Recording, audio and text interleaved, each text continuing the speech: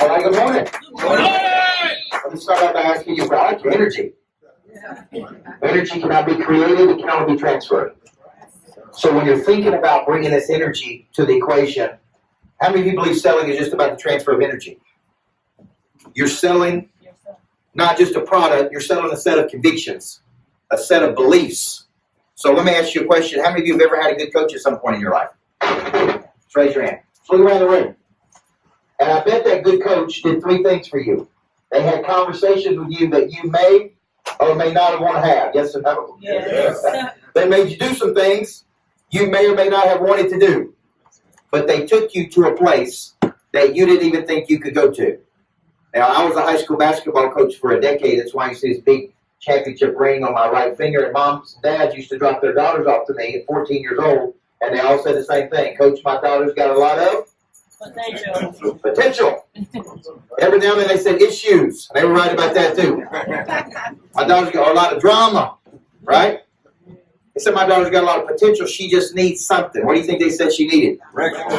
Direction, confidence, focus, energy, accountability.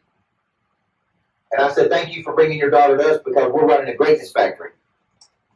And we manufacture greatness around here. Could your work become a greatness factory? Yes or no? Yes. Yeah. See, work, in my opinion, is the distribution of your talents. The higher you distribute your talents to the world, the more the world rewards you in the form of love and money and recognition and referrals. But when you distribute your talents at a very low level, the world rewards you in a very low level. So when I was coaching that basketball team, I began to coach the whole person. I began to understand that each person had a body, they had a mind, they had a heart, they had a spirit, and each of those parts had to be tapped into. What good is it to have skills, sales skills, with no desire? That's the body with no heart. What good is it to have the heart with no skill? What good is it to have knowledge and skill with no confidence?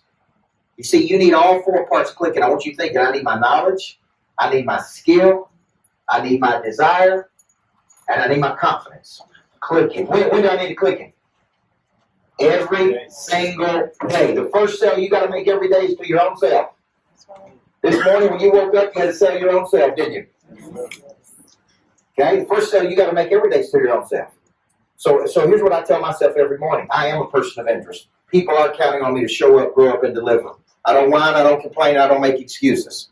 My positive energy is going to be greater than any negative energy I face today. I will create something. I'm telling myself that every single morning, every single day, right? And when you don't feel it, you got to tell yourself double time, right? I remember waking up one day and I didn't have my confidence on, I didn't have my swag on, I didn't have my motivation on, and I told my wife, man, I just ain't feeling it today. Like I got to motivate all these people. And she rolled over and she said, then watch one of your videos.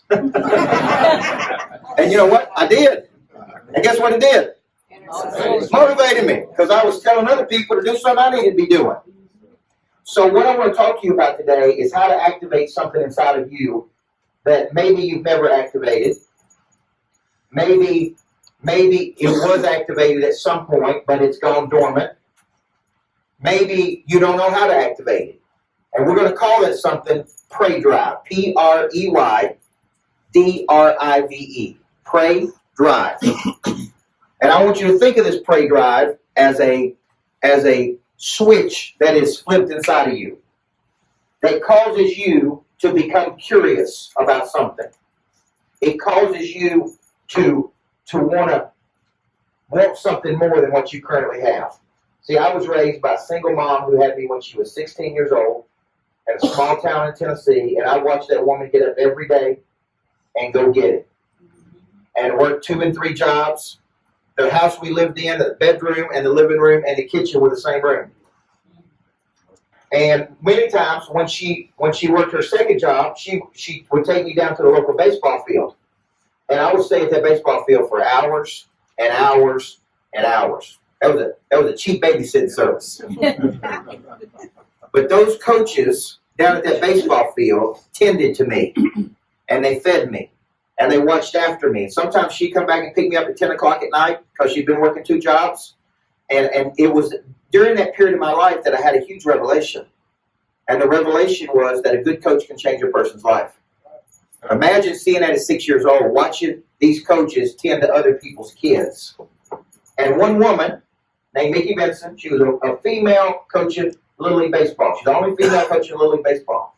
And she used to say to me, son, one of these days you're going to be a great coach. One of these days you're going to be a great coach. The way you show up, how hard you work. My mom would not let me miss a day of school. For 12 years, she wouldn't let me miss a day of school. I'd get up and I'd say, man, can I stay home today? And can I miss the day because my buddy missed? And, I'm sick. And my mom would say, no, sir. We get up, we dress up, we show up, and we deliver. And I hated that. I'm like, why are you so hard on me? Like, why do you push me so hard? And when I was 40 years old, I'm 43 now. When I was 40 years old, I'd been on the road for like 14 straight days. I was tired. I was exhausted. I was worn out. I didn't want to talk to people, but I just kept showing up. I just kept showing up every day. And I called my mom one day and I said, I want to thank you. I want to thank you for teaching me how to show up every day, even when I don't feel like it. I want to thank you for teaching me how to not listen to my feelings, because amateurs listen to their feelings. There ain't a person in this room that woke up this morning and said, boy, I can't wait to get in there and get on that phone. Right? Like, I'm excited about it. Right? You know it's going to be hard, yes or no? You know it's going to be hard. So here's the deal. You got to get your mind ready for what your body's about to do. Amateurs listen to their feelings. I don't feel like calling. I don't feel like following up. I don't feel like having any enthusiasm. I don't feel like working today. I don't feel like this. Well, let me tell you something.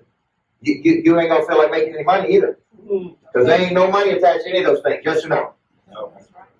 Okay? And I was walking around a call center in another state not long ago because I'm coaching a lot of call centers like this. And I'm just watching and observing what people are doing. I'm walking by the thing. I'm just listening, trying to just meet people. This person sitting here right in the middle of the day playing Candy Crush. Okay? I ain't opposed to Candy Crush. But when they're supposed to be calling, so I asked the question, sir, I got a question. How much money would you like to make this year? He said, well, I'd like to make this much money. And I said, well, are you going to be selling any insurance? Anybody inside that little Candy Crush game? Because if you ain't, you don't need to be calling. You don't need to be doing that, right? Help me, as your coach, to understand how serious you are about having a better life than what you currently have. Help me to understand this. Because what you're doing is low-value activity, right? There's a high-value activity of your time, which is what? Selling. The high value of your time is producing revenue, selling, focused. A low value of your time is any activity you participate in the day that ain't got nothing to do with selling something. Right or wrong? And how much time can we waste in a day involved in low value conversations or talking about this or worrying about this or focused on this? When what we've done is we got confused. Then we say, well, we've got a time management problem. How do I get it all in? How do I make it all work? Well, no, we got a confusion, and the confusion is what we should be doing. The purpose of my business is to produce new money.